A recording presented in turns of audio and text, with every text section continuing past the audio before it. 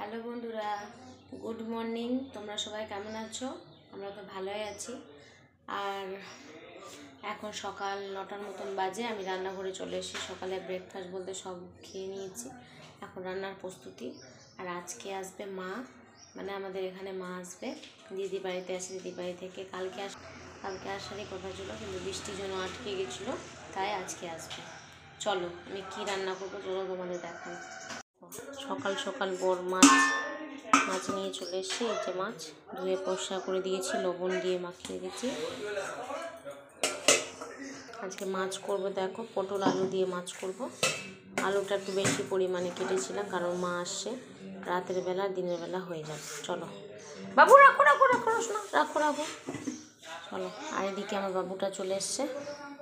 চলো, ও উপরের বৌদি লুচি আর তরকারি দিয়ে এসছে আমাদের। চলো, বৃষ্টির মধ্যে লুচি আর তরকারি খেতে তো ভারী মজা।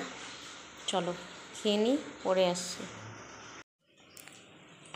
এই যে মাছ ভাজা হচ্ছে এখানে, আর বাবুর খিচুড়িটা বসিয়ে দিলাম, কারণ দেরি হয়ে যাবে। ওর খিচুড়িটা আগে বসিয়ে দিই, আলু আর দিয়ে শাক দিয়ে।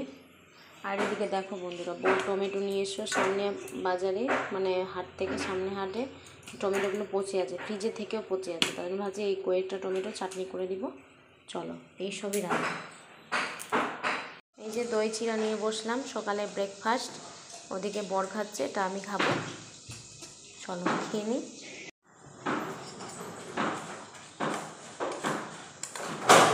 ওদিকে বাবুর খিচুড়িটা হয়ে এসছে, আর মাছ ভাজা হচ্ছে। আর মাকে ফোন করলাম, মা এখনও বেরোয়নি, কারণ দিদিরা বলে ঘুমিয়ে আছে, তাই জন্য ওঠেনি। তাই জন্য মা বলে যে উঠলে পরে আমরা বেরোবো। আমি বললাম যে এখন ভিড় হবে না, কারণ এদিকে তো এখন ছুটি আছে। কি জানি ভিড় হবে কি না এই সময়। যদি 10টায় বের হয় তাহলে ভিড়টা কম পাবে, আর যদি ওই 8টার দিকে বের হলে তাহলে একটু ভিড় হতো। দেখা যাক কখন আসে মা।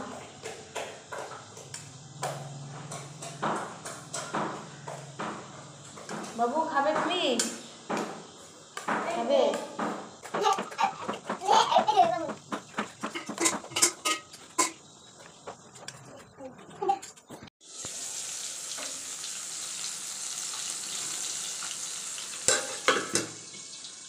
খিচুড়িটা হয়ে এসছে, নামাবো এখন, ভাত বসাবো। চলো, এদিকে মাছ ভাজা কমপ্লিট হয়ে গেছে, আর টমেটোটা কেটে নিয়েছি, চাটনি করবো। আর এদিকে মশলাটা কষাচ্ছে, দেখো এদিকে ভাত ফুটছে।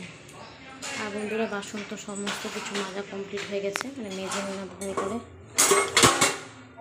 চলো, এটা হটপটটা বলছি যে বিছানাটা গুছিয়ে নেবো, কারণ তাড়াতাড়ি গুছিয়ে নিই, 10টার মতো বেজে গেছে। আর বাবু বাইরে খেলছে, আর ও আসলেই বলবে স্নান করবো। তাড়াতাড়ি স্নান করাবো না, ভাবছি মা আসবে, তারপরে ভাবছি স্নান করিয়ে দিয়ে তার খাওয়াবো। মা আসা মানে একসাথে ঘুমাবো, ভালো হবে। চল বন্ধুরা, বিছানা চাদরটা তুলে নিলাম, কারণ মা আসে সেই জন্য না। এই বিছানা চাদরটা কিছুদিন থেকে পাতা আছে, আর খুব স্যাঁতস্যাঁতে, মানে ভেজা ভেজা ভাব লাগছে। বর বুঝছে না, ও বলছে যে কিছুদিন তো পাতা হলো। আমি যে না, পরিষ্কার পাতবো, একটু ঘুমটা ভালো হয়।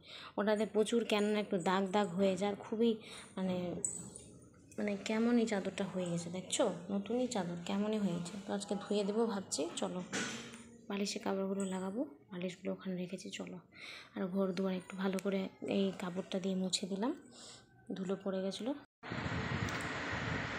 বালিশের কভারগুলো লাগাবো, তাই জন্য বালিশগুলো বিছানার উপর রাখছি।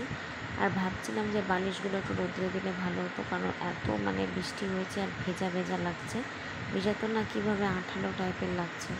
আর বালিশগুলো ভাবছি নতুন কাভার লাগাবো, মানে মা বলেছি মাকে নিয়ে আসতে, আমাদের এখানে বাজারে পাওয়া যায় না।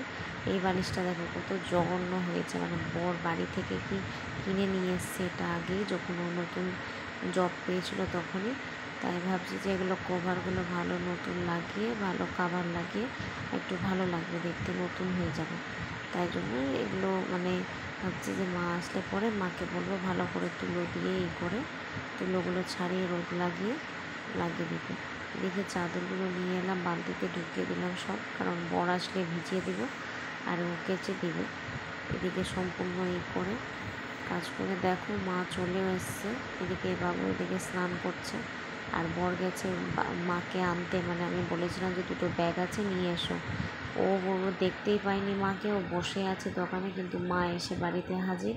আর ও বলে খুঁজেই পায়নি। আর বাইরে এত রৌদ্র, তবুও মানুষটাকে চার ফোন নিয়ে যায়নি যে ফোন করে বলবে। Good evening. এখন সন্ধে 7টার মতন বাজে, আর এখন চা করছি, রান্না করে চলে এসেছি। ওদিকে মা আর বাবু বর সবাই মিলে মুড়ি খাচ্ছে, মা চাল ভাজা নিয়ে এসছে, ওটাই খাচ্ছে। এখন চা করছে। আর বর বাজারে গেছিলো, মানে সিঙ্গারার চোখ নিতে, তখন তো ভাজা হয়নি, তাই জন্য চলে এসে তো বাড়িতে চাল ভাজা আর চানাচুর দিয়ে মুড়ি দিয়েছে। চলো কড়া করে চা করছি। এই যে চা করে নিয়ে এসে, বাবু পারবে না তুমি। এই যে চাল ভাজা মা নিয়ে এসছে বাড়ি থেকে, দেখো খাও। এই যে নাও বাবু, দেখো চা বিস্কিট খাবে। চলো খেয়ে নি।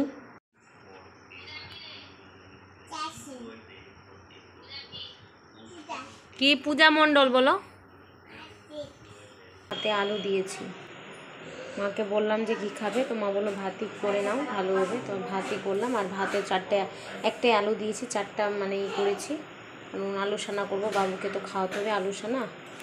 আর দিনে তরকারি সবই আছে। চলো, যে দিনে সব সবজি আছে, এখানে মাছ আছে, এখানে আছে টমেটোর চাটনি করেছিলাম। দেখো, আরে দেখো এই ঘোড়া নিয়ে খেলছে, গাড়ির মধ্যে ঘোড়া আউট, গাড়ি চালাচ্ছে। পড়াশোনা করতে বললাম তো পড়া করবে না।